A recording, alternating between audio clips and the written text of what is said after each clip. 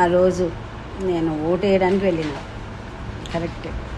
అసలు నాకు వెయ్యాలనిపించలేదు, ఎందుకంటే నాకు ఎవరు నచ్చలేదు, ఎవరికి వేయాలో తెలియదు కాబట్టి ఎప్పుడు ఏదో ఒకసారి చెయ్యికో గీకో లేకపోతే ఏదో ఒక దానికి గీస్తుండే. కానీ నాకు ఎక్కడ వేయాలనిపించలేదు, వేయొద్దు అనుకుని ఫిక్స్ అయినా. సరే లాస్ట్ మూమెంట్లో మా ఆయన వెళ్ళి ఓటేద్దాము, సరే పక్కన కదా ట్రై చేద్దాము, వేస్తే వేద్దాం లేకపోతే లేదు అని అన్నాడు. అది కూడా సాయంత్రము, పొద్దునంతా రష్ ఉంటారు, అయినా కానీ నాకు ఎండలో నిలబడే ఓపిక లేకుండే.